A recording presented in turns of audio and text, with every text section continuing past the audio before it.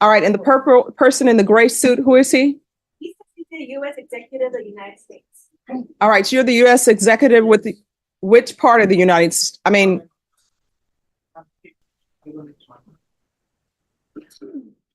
this is what's going to end up.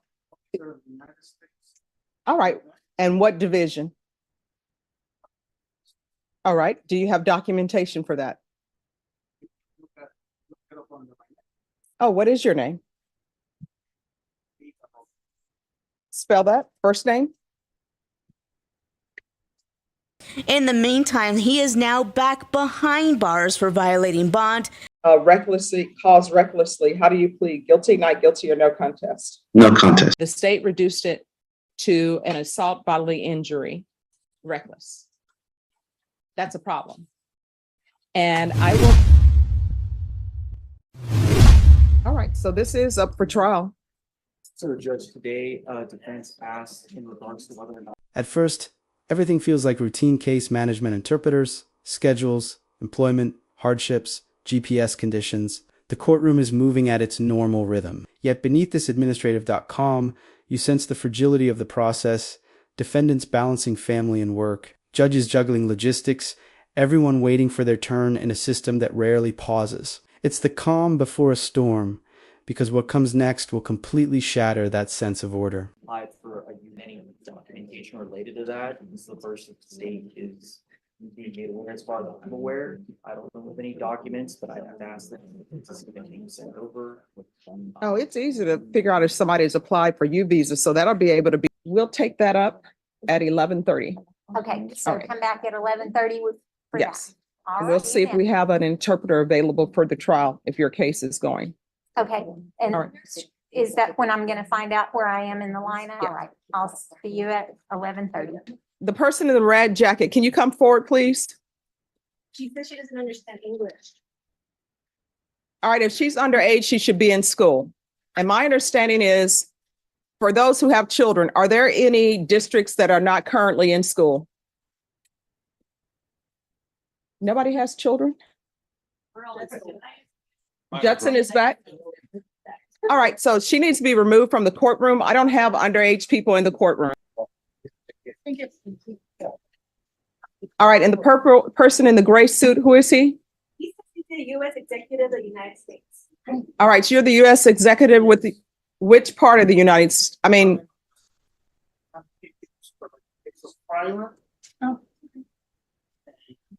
all right, so do you have documentation? All right, thank you so much. This is the turning point. A man in a gray suit, claiming to be a U.S. executive, is caught speaking with jurors in the hallway. To any trial lawyer, this is a nightmare.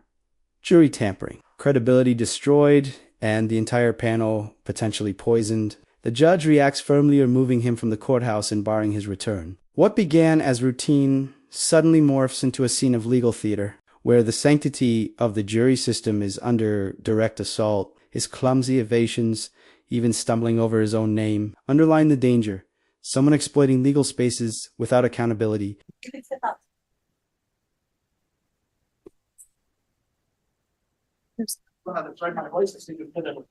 Have a great day. Members of the jury, is that correct? That's either yes or no. No. You were outside speaking to the jurors, yes or no? Nope. Were you outside speaking to the jurors, yes or no? It's getting me nervous. Yeah, detaining me. It's a difference between getting arrested.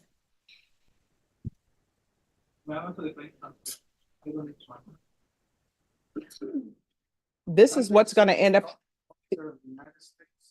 All right. And what division? All right. Do you have documentation for that? Oh, what is your name? Spell that, first name? And last name? Yes. Spell it. And where's your documentation that show you work for the federal government?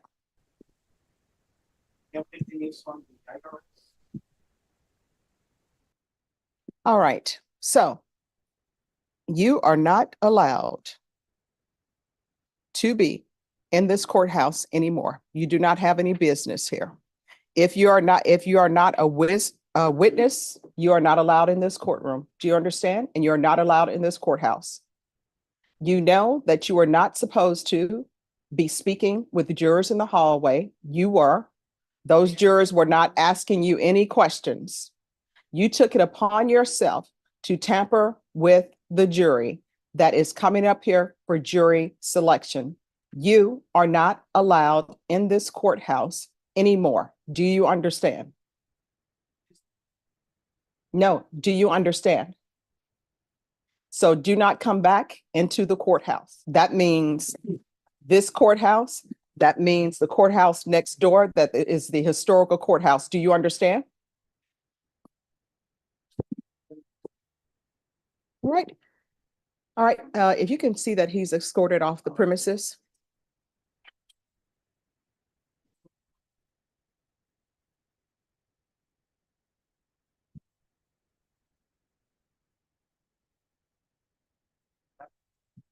Oh, God bless you too.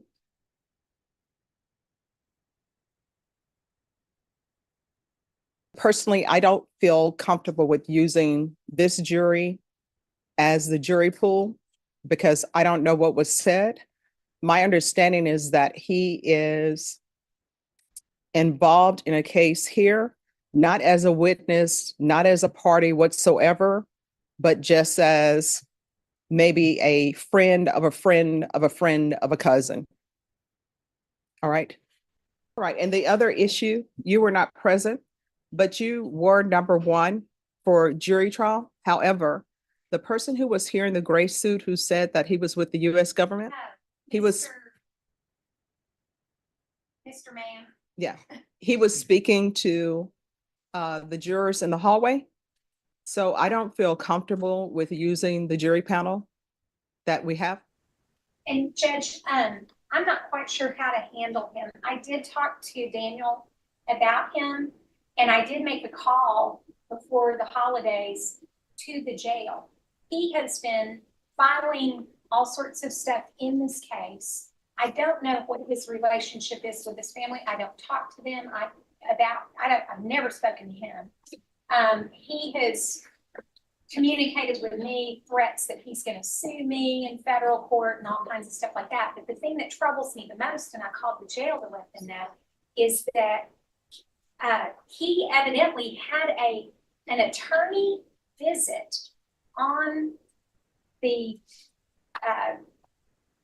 video visit, not a recorded visit, an attorney visit with this guy. Okay. With my client. Now, I tried to find out if they had a record of that or how it happened. My client doesn't know. Well, what I've done is I've asked that he not be allowed back in the courthouse. And the deputy took a photo of him. So somebody can let the sheriff know that he's not to have attorney visits if he's not his attorney. If anything, he's also right now a person who is on bond for an aggravated assault. So somebody might want to talk to pretrial services or his bond. So somebody may want to talk to his pretrial services officer. And honestly, the name that he gave me, I don't even believe that's his real name because he seemed to be stumbling over what his name was. But the deputies did take a photo of him. So I'm sure that's going to be placed at the courthouses and they can place it at the jail as well. I'm on the Bexar County website pretty easy with the name he's been filing things under. Okay. And he's filed stuff. And what name did he give? It's Is it Henry? Henry. Okay. Whatever that name is, that's his name. All right. So before you leave here today, we'll take up that matter with. The fallout is swift.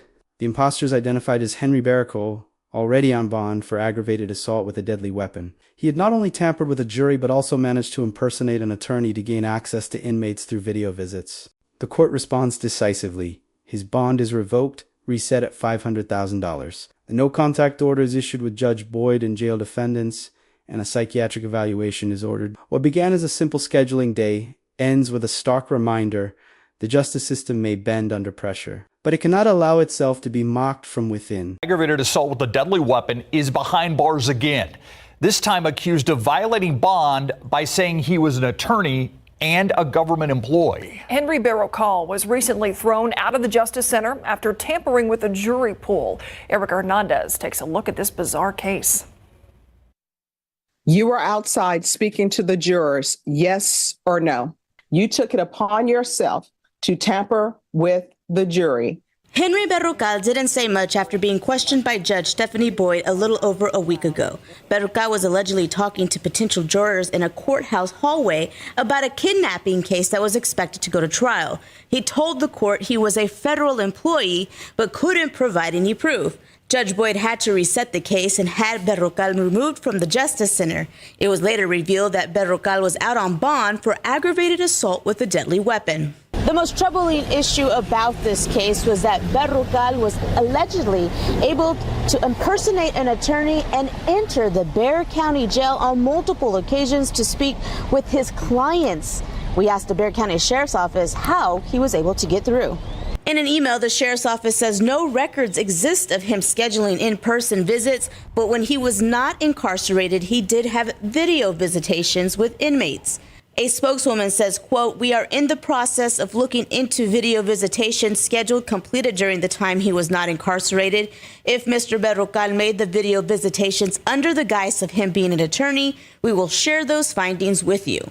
In the meantime, he is now back behind bars for violating bond, and his bond has been increased to $500,000. And if he is able to make bond again, he cannot have any contact with the 187th District Court, Judge Boyd, and any criminal defendant currently in the Bexar County Jail. Record for the state, Michael Villarreal for the state. for the defense. Patrick Ballandine for Leonidas Rodriguez. And are you Leonidas Rodriguez? Yes, ma'am. All right, the court is going to show you what is entitled admonishments and defendants' waivers and affidavit of admonitions. And there it is the moment everything shifts. The father openly admits he used force. Now, in a courtroom, words like a little bit don't soften the blow. To the judge, force is force. What might have felt like just a heated family argument at home is now officially framed as violence under the law. From here on, this isn't just about a father and daughter clashing, it's about accountability. Did you review that document with your attorney? Did you understand it? Did you electronically sign it in all the appropriate places? Yes, Judge, I did. Did you understand you're charged with assault bodily injury? That's a Class A misdemeanor. The range of punishment is up to 1 year in the Bexar County Jail and up to a $4,000 fine. Did you understand? Yes, ma'am. Did you understand if the court were to grant your application for deferred adjudication, if for any reason your deferred adjudication were revoked, the court could find you guilty, not grant you community supervision, and sentence you up to 1 year in the Bexar County Jail and up to a $4,000 fine? Did you understand? Yes, ma'am, I did. Showing you the plea bargain page. Did you review that page with your attorney and did you understand it? Yes, ma'am, I did. According to the plea bargain agreement, the state is proceeding on the lesser included offense of assault bodily injury, reckless. There's a $1,000 fine. State recommends deferred adjudication, and there's restitution, if any, to Jolie, Joli Rodriguez. Did you understand that to be the plea bargain agreement? Yes, ma'am, I did. Next, I'm showing you outside the plea bargain agreement. The state is requesting that your deferred adjudication be for a term of 2 years. There'll be 80 hours of community service restitution, no contact with Jolie Rodriguez, and hostility and aggression control course. Did you understand those were recommendations from the state and the court does not have to follow those recommendations? Yes, I did. Then to the offense of assault bodily injury, recklessly, caused recklessly. How do you plead? Guilty, not guilty, or no contest? No contest. Proceeding with sentencing. Yes, Your Honor. Anything you wish to say on behalf of your client? Nothing particular. We just ask that the court follow the plea bargain agreement, and we thank the state for its accommodation and considerations in these cases. All right, Mr. Rodriguez, what was your issue in this case? I'm sorry, say that again, Honor. Why did this happen? It was a situation where I got my daughter a job as a leasing agent with one of my, ex-coworkers, and She has an anger problem and has had a history of anger issues. That's why she was living with me versus her mom. And we were helping her, got her off of, she was smoking pot, she was doing drugs. So we got her off of that. We were going to church. She was being great daughter. And at the job she had, she started with her attitude and mouth off to the regional supervisor and was let go. She was fired. But prior to that, 2 days prior to that, we had taken her out to dinner, tried to comfort her, tried to coach her, me and my wife. And she was just, already angered and was, uncontrollable at that point. So that Thursday she got, fired. She had called one of my agents to go pick her up, and she picked her up. And when she got home, after my day of work, I go home, she started cussing at me, telling me I'm effing fired, effing this. I can't believe you put me with this person. And can you believe? I was like, first of all, please don't talk to me like that. I'm your father. Please respect me. She started going off. This is why I didn't want to effing come here. And that, like, just going off the whole, disrespectful end. So she had said something, and I went into her room and I was like, what did you say? And she's like, nothing, get effing out of my room, da da da, I'm leaving, this and that. And I went to go grab her, and that's when everything went everywhere. She started with her hands everywhere, calling me names, and we fell into the bed. She started, going like this for her Okay, legs. Mr. Rodriguez, there's more to that than I understand what you're saying, why you did what you did. That doesn't make what you did right. Yeah. Well, I think I used a little bit of force to escort her out of my apartment. And No, Mr. Rodriguez, I'm telling you, I've read the police report. There's more that happened that you're not admitting to the court to. Now, I understand. I'm trying to figure out where your anger comes from so that I can figure out if this hostility and aggression control course is enough for you. I understand that sometimes with children,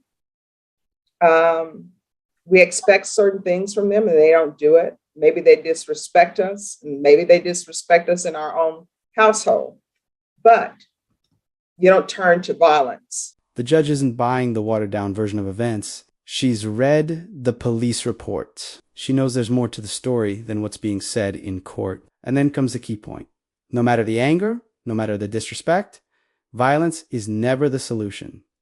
Excuses don't work here. The judge is sending a message not just to the father, but to anyone listening that authority at home does not equal the right to use force.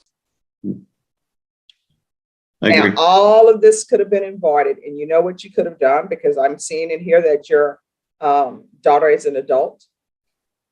You didn't need to talk to her. You all could have went to bed that night. You could have got up the next morning and just told her, look, I'm not going to put you out on the street because you're my daughter, but you have 60 days to find your own place or 30 days to find your own place. That's how these things are solved around a dinner table when tensions are not high. And here's the heartbreaking part. The solution could have been so simple. A calm conversation, a timeline, a fair warning, just a normal family discussion. Instead, emotions ran wild, and now the entire situation is under court supervision. What should have been resolved at a dinner table is now written into a criminal record. The lesson is clear. Once anger takes over, you lose control of the outcome. Yeah. Do you understand? I completely agree, Your Honor. And maybe I could have taken that route, but like I said, it was just a hostile environment there. And, I should have been the bigger person and taken her, maybe approached it a different way. So that's why I accepted these classes, so that I can, get some education out of it. Are you employed? What do you do? I do property management. So I'm around a lot of people, and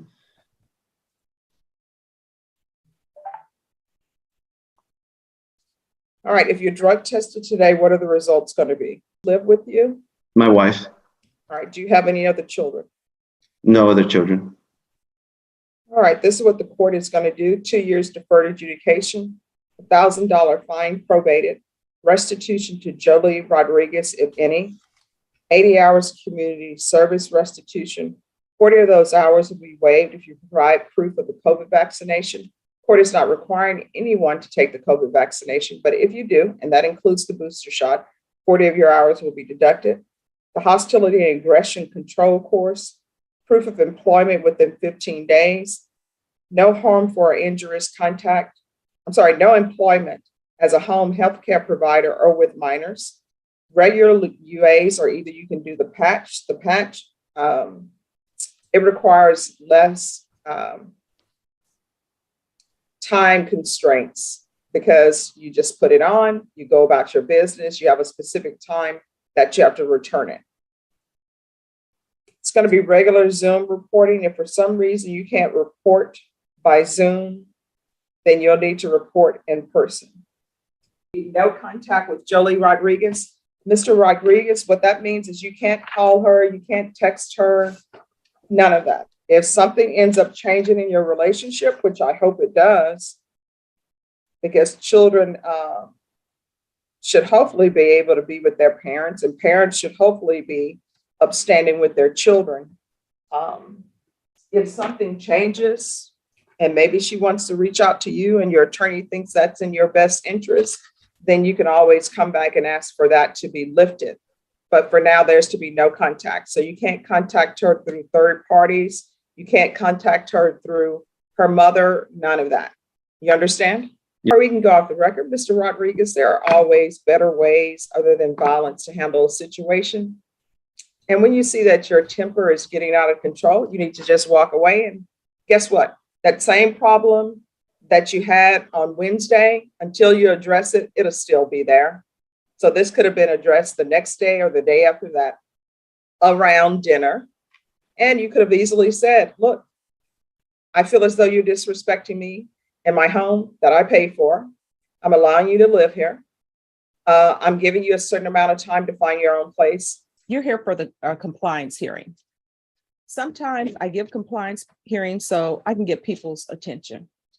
Do you understand? Yes, ma'am. All right. So it appears that you're not understanding no contact and what that means. No contact means no contact. How old are you? 43. All right, you're 43. This is not Romeo and Juliet. You understand? When I say no contact, I mean no contact. And the fact that she's answering your door, that's a problem. So what did you understand about you to have no contact with her? Judge, there's a summary that kind of lays out a little bit about what happened. And Mr. Rodriguez realizes that he violated, but there's also, and I don't think it's been accepted yet, we filed a motion to amend conditions of the deferred adjudication to allow no harmful or injurious contact. There's an affidavit from the complaining witness in there that also kind of lays out what happened. I don't know if that's, I didn't see it in the court's file. No, I consider all of that when I placed him on probation and I said no contact, and that's what it means. It means no contact. So here's the thing. You have two choices. One, you can have no contact with, which is what I ordered, which is what our contract says. Or two, you can continue to have contact. A motion to revoke is going to be filed. You will be arrested wherever you are. You will be brought over in an orange uniform to answer to the motion to revoke, or either you will make bond. But when I say no contact, I mean no contact. Do you understand? So if you want to end up going to the jail, I think they reduced it to a misdemeanor. I mean, if you want to potentially go to jail for 365 days, that is completely within your power. You understand? You're old enough to know you're on, I believe, deferred adjudication for 2 years. And if your relationship can't stand you not having any contact, then maybe it's not a good relationship. I'm not going to have this conversation with you again. Do you understand? Do you understand what no contact means? And so probation, I'm going to want to knock on his door, and she either needs to be out of that location by 5 p.m. if it's your place, or either you need to be out of that location and find some place to stay. But when I say no contact, it means no contact. Do you understand? Yes, ma'am. And you're very lucky that I didn't just tell them file a motion to revoke. Thank you.